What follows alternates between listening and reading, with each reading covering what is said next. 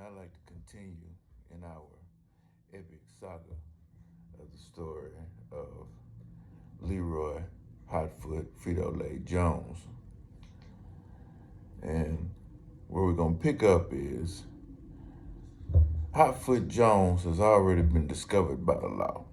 So now they already are on to him, and they have forced him to register both of his foots individually, mind you, with the city, state, local government. So now what this means is anytime he travels or goes anywhere with the intention and purpose of setting foot, especially dancing, in any county, municipality, town, or borough, he must register and let them know, meaning sign a document ahead of time and let them know that his foots will be tippy-toeing in a town, in their town. So he does this. Now his parents, they're a little bit upset by it. And they put up a fight, but really, the truth of the matter, in that time, folk didn't put up too much of an argument. They just kind of went along with what you had to do. So they did. So word got around that he was one of the hottest dancers of the time. People made requests. They made requests to see him come and dance. Now, there was a particular local joint. Some folks call it a hole in the wall. Other folks call it a juke joint, a joint where the juking is happening. Now, this particular juke joint, down a long, straight street. And on one side of the street, you had all of the baddest things you could think of that could go down in the city going down. On another side of the street, those was the church folks. There was actually a church there. Residential peoples, upstanding folk. Many of them kin. Well, this particular night was a Saturday night, 2 weeks in advance. They contacted Hotfoot Jones and asked him to come out there and dance because there were several people that believed that they could beat him dancing. Well, Hotfoot went on by the regulation and he filled out the paperwork and submitted to the people, the owners of the establishment, the juke joint. Now, the juke joint establishment was supposed to turn that paperwork into the city. Well, it just so turns out the juke joint wasn't up on its taxes and didn't really want much reference with the city, local government, nor any of the ordinances that they enforced. So they didn't turn in the paperwork. Well, the 2 weeks went by nevertheless. And it came to pass, it was the night of the fantabulous event. Well, Leroy showed up, had him some new shoes. And there were several people that was itching to get at him. Well, the music got to playing and the folks got to swaying and everybody got hot up in that joint. Well, in the first half hour, they had to open the windows because it steamed the place up. Windows were sweating. Started to get foggy, almost like a mist. And as the dancing went on, people was getting tired and people was passing out. A lot of alcohol was going around. A lot of drinking was going on, because it's a juke joint. Well, after a while, it got down to the last 3 or 4 contestants in the dance contest. They started taking it up a notch. The piano man got to banging away on them keys. I'm talking about danced the seat right up out under himself. Got to the point where he was straight standing up playing. I'm talking about like something you would have seen on a dance contest show. As it's going, competition gets hot and heavy. Things get to sparking off. And once again, Leroy goes into his mode. He gets to the point where he gets down and he has to get into his fast foot, high-stepping, hard-kicking, toe-crunching mode.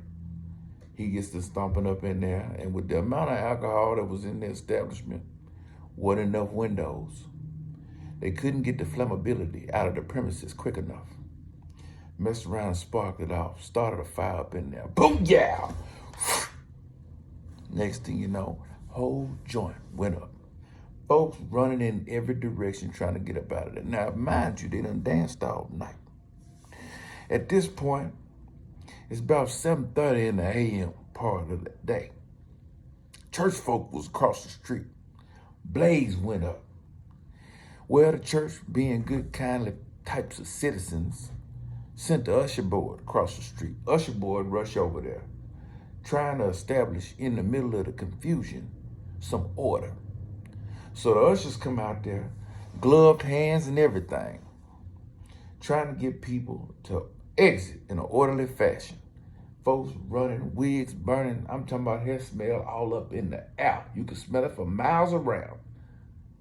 Burnt to the ground, almost to a crisp. Well, while they're trying to patch up some of the burns and wounds of victims, the ushers are trying to maintain order. And with the gloves on their hands, Hotfoot decided, hey, can y'all pass us some cloth so we can try to patch some of these wounds that some of these people have? Well, the ushers, not wanting to part with their precious gloves, decided that they would give him one glove. So that's what they did. They took off one glove and began passing them down the line. And so they used the gloves in order to help with some of the injuries that were happening to the folks that were present that night. Hotfoot was instrumental in it. And he actually didn't end up taking a charge for that because it came out that it was actually the juke joint establishment's fault that they did not pass forth the paperwork to the local town government. But there were some people that was available there.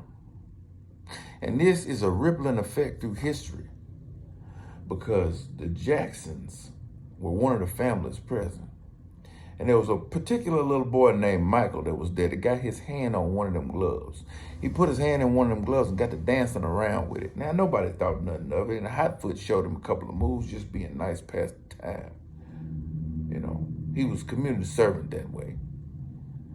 And that little boy went on to do some other things in history. But the important thing to know is nobody died. Hotfoot Jones didn't have to go to jail. They got the fire put out and everything. But that establishment, that burnt to the ground, still to this day when you go by there, it's flat, it's level, it's a vacant lot. Now, there's a sign up that tells the story, if it's still present. But that's going to conclude part 2. But that establishes yet another epic event as Hotfoot Jones goes on his quest and journey. Now, at this time, you remember now, he's a little bit older. He's out of high school. He's a grown man. But now, part 3, that's going to really begin to fill in the rest of the story of what he is and what he is to become. And the reason why I'm highlighting him in 2021, Black History Month.